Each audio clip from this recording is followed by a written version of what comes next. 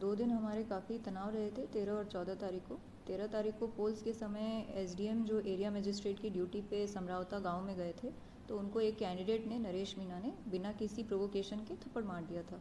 उसके बाद एसडीएम ने उनके खिलाफ एफआईआर दायर की थी और जब पोल प्रोसेस 8 बजे ख़त्म हुआ और 9 बजे पोलिंग पार्टी रवाना हुई, तब कैंडिडेट और उनके समर्थकों के द्वारा गाड़ी को भी रोकने की कोशिश की गई। तो इस संबंध में जो वहाँ पे पुलिस जाब्ता, जिसमें एसपी साहब मौजूद थे और एडीएम मालपुरा मौजूद थे, तो इन्होंने गाँव वासियों के साथ और समर्थकों के साथ समझाइश करने की कोशिश की, लेकिन उनकी तरफ से, कैंडिडेट और समर्थकों की तरफ से, इनको फिजिकल असॉल्ट किया गया।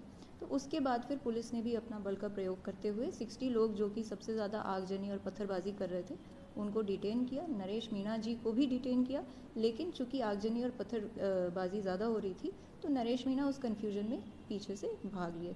अगले दिन 14 तारीख को वापस से उनको ट्रेस आउट किया गया और कैंडिडेट को अरेस्ट कर लिया गया है। कल कुछ घटनाएं, 14 तारीख को कुछ घटनाएं हुई थी जिसमें उनके समर्थकों द्वारा हाईवे पे और कुछ जगहों पे जाम लगाया गया था, लेकिन वो भी अब पूरी तरह से जाम खुल चुका है और अब शांति की स्थिति है, कोई भी तनाव की स्थिति नहीं है। क्या अपील करना चाहेंगे जिले के लोगों से, किस तरह की? मैं ज़िले के लोगों से यही अपील करना चाहूँगी कि बिल्कुल आप शांति की स्थिति को बनाए रखें। जो भी ये घटना हुई है, इसमें हमने यही देखा है कि जिन लोगों को हमने डिटेन किया, 60 में से 50 से ऊपर लोग जो हैं वो बाहर के हैं। तो यही हमारे पास बार बार बात सामने आ रही है कि ये जो पूरा घटनाक्रम है, इसको अंजाम बाहर के लोगों ने दिया है और प्री प्लानिंग के साथ दिया है।